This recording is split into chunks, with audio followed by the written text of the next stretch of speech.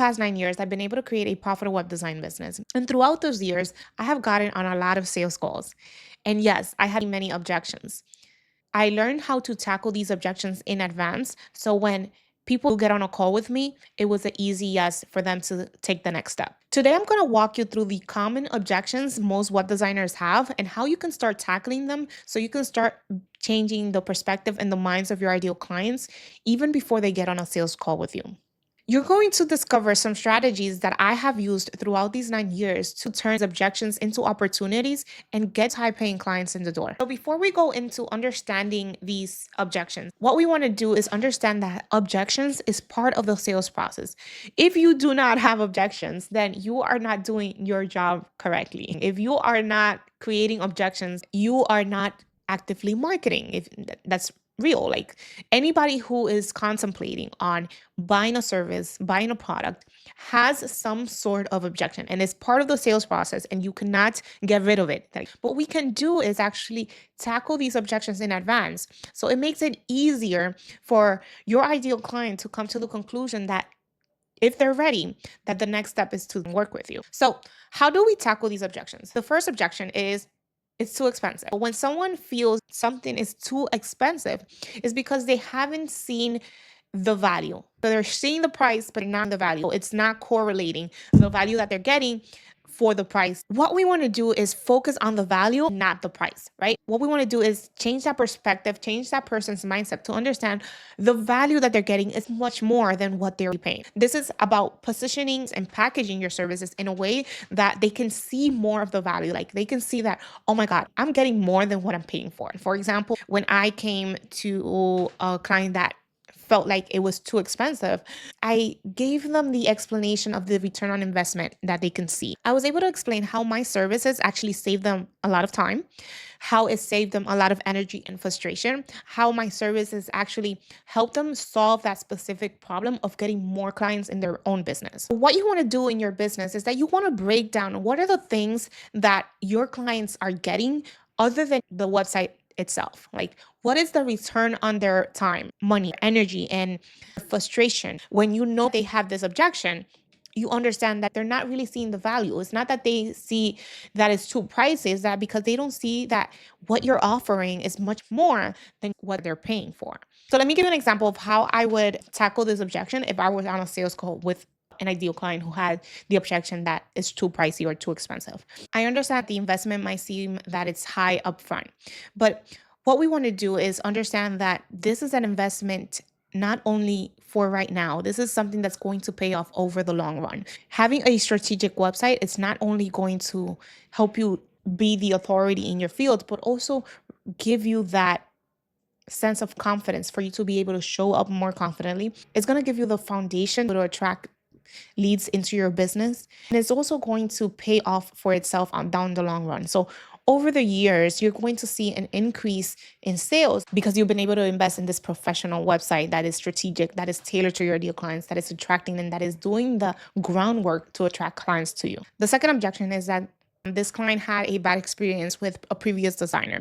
One of the things I do to tackle this objection is understand where they're coming from, what that fear is. The fear is that they got backstabbed by another web designer who didn't deliver. I need to give them reassurance that I will deliver on my promise, that I will not do them dirty throughout my work to be able to make sure that everything is aligned to what their needs are. So, for example, one of the things that I would say to tackle that objection on a sales call is, I'm sorry to hear about your previous experience, and I understand how it may feel to not get what someone else has promised you. To avoid that, I provide a detailed timeline so you can see in real time how the progress of your project is going. So you're going to understand exactly when things are done, when things are completed, and you're going to have a regular communication check-in with me. Like, we're going to make sure that your expectations are aligned every step of the way. The third objection is this person who feels like they're not sure if this is going to work for them. They're not sure if the investment is going to work for them. What we want to understand is that this objection is about uncertainty. To tackle this objection, we need to understand their fear of not knowing if things are going to work for them. This is when you personalize the solution for them for their specific challenges and their specific struggles when it comes to the service that you're providing.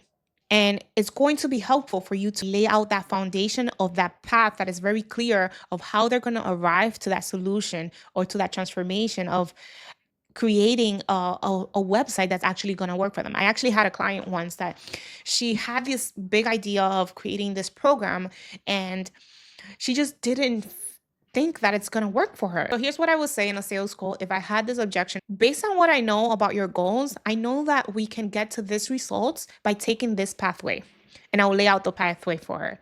So I'll give her a glimpse of the things that we're going to be working on in order for her to get more clients into her business. So the fourth objection is about this person who thinks that they can do it themselves.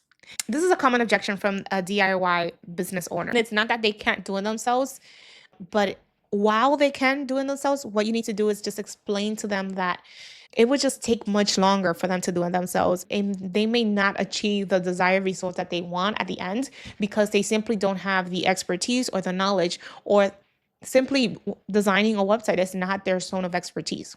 So what we want to do is give them a glimpse of the amount of hours that they could save by just delegating this work to you. So this is the way that I would tackle this objection on a sales call. So I would say, of course you can handle this. Of course you can create this and do it on your own. But think about how much time and energy and frustration you could be saving and spending it on other parts of your business, like creating emails or doing things that are going to actually move the needle forward in your business much faster. Plus, I have the experience to ensure you that the work is going to be done much quicker and more professionally when we work together. All right, so we're in the last objection, and this objection is about a person who doesn't feel that they need it right now. Like they feel that they don't need a website right now. Maybe they heard it before from other people saying, oh, you don't need a website to get clients, which is actually not true.